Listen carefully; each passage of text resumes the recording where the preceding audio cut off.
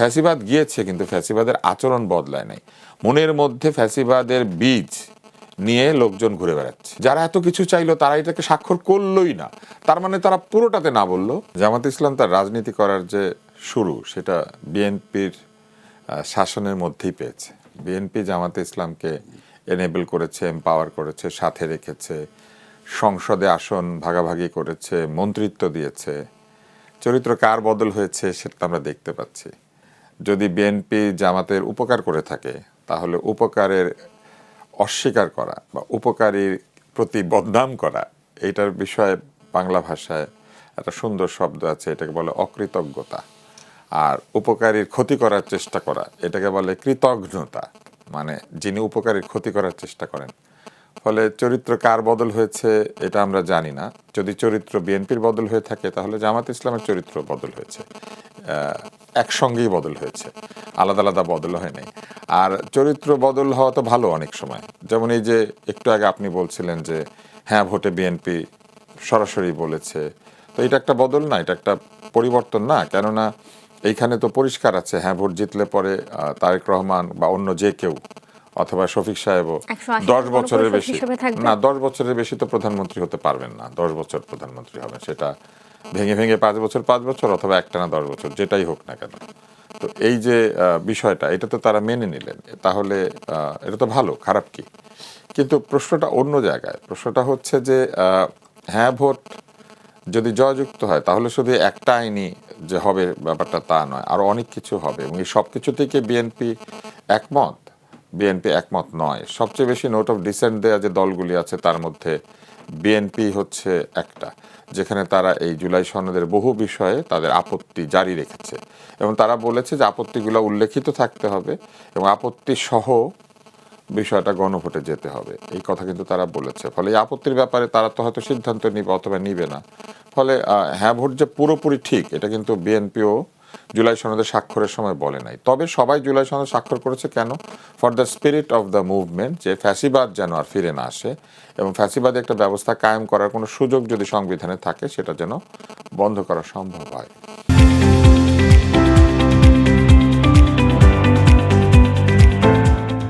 ফলে আমি মনে করি যে হ্যাঁ ভোটের পক্ষে বলা দলগুলি পারে, এতে কোনো অসুবিধা নেই, কিন্তু সরকার পারে না। এবং সরকার যে পারে না, এটা নির্বাচন কমিশন খুব ভালোভাবে বুঝিয়ে দিয়েছে। এমনকি শাস্তিমূলক অপরাধ বলে এটাকে বলেছে, যে সরকারের কর্মচারীরা যদি এটা করেন, তাহলে এটা শাস্তিমূলক অপরাধ। এখন মুশকিলটা কি জানেন? কোন কাজ করতে বললে শাস্তিমূলক অপরাধ আর কোন কাজ করতে বললে শাস্তিমূলক অপরাধ না, এইটা এখন কোর্টের বদলে সরকারই অনেকটা ঠিকঠাক করে। মানে সরকারই বলে দেন যে হ্যাঁ বললে দরজা খুলবে, না বললে খুলবে না, হ্যাঁ বললে আজাদি, না বললে গোলামি। এইভাবে যে প্রচারণা, এটা সরকারের করার কথা না। সরকার হচ্ছে আয়োজক কর্তৃপক্ষ। এই আয়োজনটা তারা করছেন বাংলাদেশের রাজনৈতিক দলগুলির জন্য। রাজনৈতিক দলগুলির সমর্থকরা সেখানে যাবেন, অথবা সাধারণ সমর্থক যারা কোনো রাজনীতি সমর্থন করেন না, বাংলাদেশের নাগরিক, তারা যাবেন, তারা গিয়ে হ্যানার পক্ষে ভোট দিবেন। কিন্তু সরকার সেই স্পিরিটটা ভঙ্গ করে একটা পক্ষ নিয়েছেন, এবং এই পক্ষ নেওয়াটা যে অনৈতিক এবং বেআইনি, এটা নির্বাচন কমিশন বলেছে। ফলে এই নির্বাচনের বিধিমালা শুধু যে সংসদ নির্বাচনে ভঙ্গ করা হয়েছে তাই নয়, গণভোটও নির্বাচনের বিধিমালা লঙ্ঘন হয়েছে, এবং এই লঙ্ঘন করেছেন সরকার নিজে। আর তার মধ্যে একটা মজার ব্যাপার হচ্ছে, এনসিপি এই জুলাই সনদে স্বাক্ষর করে নাই।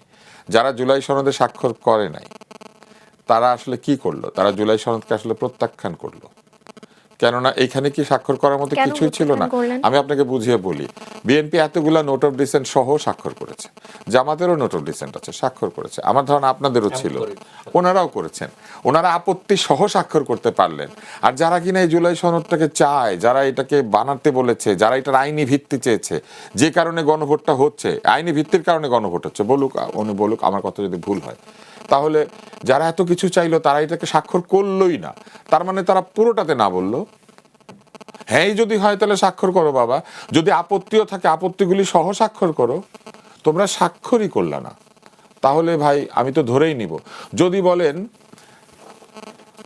নো ট্রিটমেন্ট নো রিলিজ, এই শব্দটার মানে যদি হয় যে চিকিৎসাও দিও না এবং ছাইরও না, কিন্তু একই বাক্য তাসনিম যারা ব্যবহার করেছে তার ফেসবুক স্ট্যাটাসে, এটার অর্থ নাকি এই, সেটা হচ্ছে যে এইটা না হলে ওইটা করো না। অর্থাৎ আপনি ব্যাপারটা বুঝেছেন?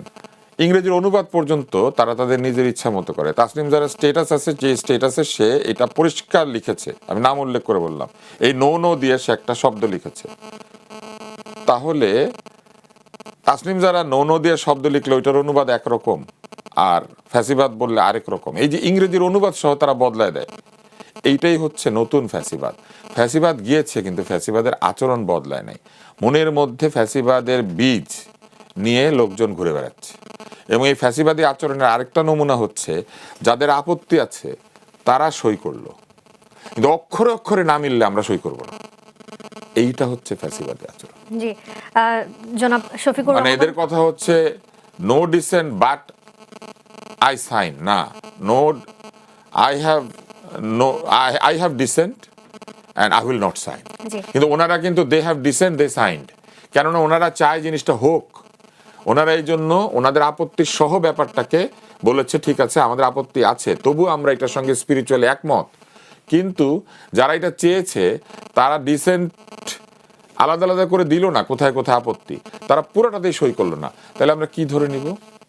তাহলে আমরা ধরে নিব যে তারা পুরাটাই চায় নাই। কিন্তু পুরাটাই চায় নাই আবার বলে আপনারা ভোট দেন। হ্যাঁ, ভোট আগে সই করো, আগে সই করে প্রমাণ করো। এখনো সই করার সময় আছে, এখনো সই করে প্রমাণ করো যে আমি যে হ্যাঁ দিব, উনি যে হ্যাঁ দিবে, এটা তোমরাও চেয়েছো বলে আমরা হ্যাঁ দিচ্ছি। তোমরা একটা সই করতে পারো না আর আমরা গিয়ে হ্যাঁ ভোট দিয়ে দিব, এইটাকে একটু বুঝাক। আমি একটা সোজা কথা বলি, আমার সোজা কথা হচ্ছে no signature, no yes, you sign, I